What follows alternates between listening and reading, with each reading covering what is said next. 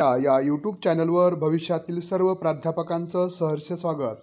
मित्रांनो, आज आपण UGC विद्यापीठ अनुदान आयोगानं जे 27 मार्च 2024चं जे परिपत्रक आहे म्हणजे कालचं, त्या संदर्भातील आपण चर्चा करणार आहोत की ते परिपत्रक किंवा पब्लिक नोटीस जी दिलेली आहे ती कशा संदर्भात आहे, त्याचा अर्थ काय आहे आणि याचा इथून पुढे काय बदल, इफेक्ट किंवा परिणाम PhD परीक्षेवर होणार आहे, त्यानंतर नेट परीक्षेवर काय परिणाम होणार आहे हे आपण या व्हिडिओमध्ये पाहणार आहोत. आपण जर या चॅनलला नवीन असाल तर निश्चितच चॅनलला सबस्क्राईब आणि व्हिडिओ आवडल्यानंतर लाईक आणि आपल्या मित्रमैत्रिणीला जे या परीक्षेची तयारी करत आहेत त्यांना शेअर करायला विसरू नका.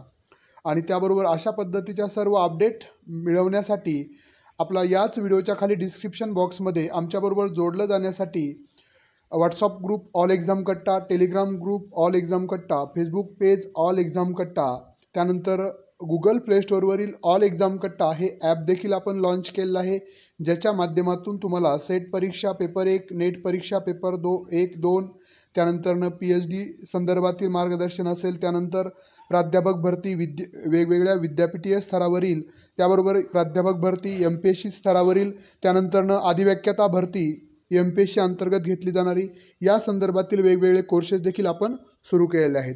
चला तर आपण पाहूयात या संदर्भातील या नोटीसचा अर्थ. नॅशनल टेस्टिंग एजन्सी, आपण पाहू शकता ही जी नोटीस आहे ती कुणा संदर्भात आहे. 27 मार्च 2024ची ही नोटीस आहे. National eligibility test NET as an entrance test for admission to PhD, म्हणजे आपल्याला नेट परीक्षा ही नेट क्वालिफाय होण्यासाठी आणि जर आपल्याला PhDला ॲडमिशन हवं असेल तर यासाठी इथून पुढे ग्राह्य धरली जाणार आहे. आपण यामध्ये पाहू शकता the university grant commissions conduct the national eligibility test NET through the national testing agency, म्हणजे नेट जी परीक्षा आहे ती NTA मार्फत आयोजित केली जाते, जी वर्षातून 2दा म्हणजे जून आणि डिसेंबर महिन्यामध्ये घेतली जाते सध्याच्या परिस्थितीमध्ये. तर ज्यामार्फत आपल्या ज्युनियर रिसर्च फिलॉसॉफी GRF आणि आपण असिस्टंट प्रोफेसरसाठी देखील यातून गृहीत धरलं जातं. तर many universities conduct their entrance test for admission to their PhD program. बघा, वेगवेगळ्या विद्यापीठ वेगवेगळ्या स्तरावर, जसं पुणे विद्यापीठ, औरंगाबाद म्हणजे संभाजीनगरचं मराठवाडा विद्यापीठ, त्यानंतर नांदेड विद्यापीठ, शिवाजी विद्यापीठ, कोल्हापूर, या सर्व विद्यापीठामध्ये वेगवेगळ्या एंट्रन्स परीक्षा यापूर्वी घेतल्या जात होत्या. पण हा नवीन नॅशनल एज्युकेशनल पॉलिसी जी आहे, नवीन एज्युकेशन पॉलिसीचा एक अजेंडा म्हणूयात आपण या ठिकाणी दिलेला आहे.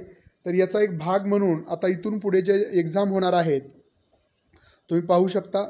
तर इथून पुढच्या एक्झाम ह्या एकत्रित पद्धतीनं फक्त PhDला जर तुम्हाला प्रवेश हवा असेल तर म्हणजे नेट परीक्षा देणं अनिवार्य असणार आहे. तर यासाठी एक कमिटी नेमवली होती आणि त्यांच्या मीटिंगमध्ये हा डिसिजन घेण्यात आलेला आहे की 2024-25 पासून नेट स्कोअर जो आहे तुमचा, जसं जूनमध्ये दिले असेल तर किंवा तुम्ही नेट डिसेंबरमध्ये दिलेली असेल परीक्षा, तरी देखील तो स्कोअर तुमचा 1 वर्षासाठी गृहीत धरला जाणार आहे म्हणजे PhD प्रवेशासाठी वेगवेगळ्या विद्यापीठामध्ये. आता या 3 कॅटेगरीमध्ये याचं डिवायडेशन केलेलं आहे नेट परीक्षेच्या स्कोअरचं, तर ते पण आपण समजून घेणार आहोत. The determination of the eligibility of net for difference categories, त्यामध्ये ह्या 3 कॅटेगरीचं विश्लेषण आहे. आपण पाहू शकता, जर तुम्ही कॅटेगरी 1 मध्ये असाल, यामध्ये award for GRF junior research philosophy appointed as assistant professor आणि PhD, म्हणजे जर तुम्हाला चांगले जास्त मार्क मिळाले असतील तर तुम्हाला GRF पण मिळेल, ज्यामार्फत तुम्ही PhD करू शकणार आहात. त्यासाठी फिलॉसॉफी असते. त्यानंतरनं तुम्ही प्राध्यापक पदासाठी देखील पात्र असणार आहेत आणि PhDसाठी देखील तुम्ही पात्र असणार आहेत. दुसरी कॅटेगरी जी आहे ते आपण पाहू शकता कॅटेगरी 2. यामध्ये जर आपण पाहिलं तर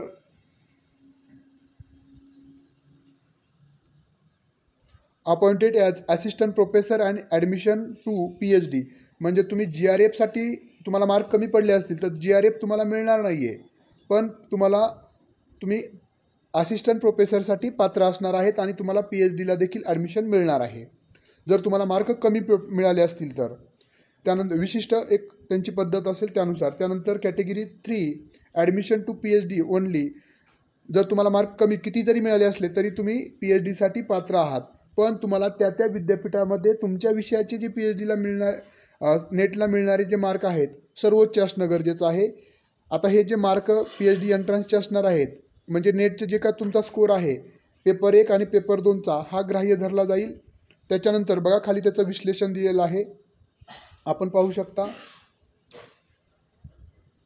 for student who qualified in category 2 and 3 70% weightage will be given test score. म्हणजे तुमचं जे 70% वेटेज असणार आहे नेटच्या परीक्षेचं तुमचे मार्क 70% गृहीत धरले जाणार आहेत आणि 30% weightage for interview for admission to PhD programme. The PhD admission will be based on the combine merit of NET mark and the mark obtain in the interview viva.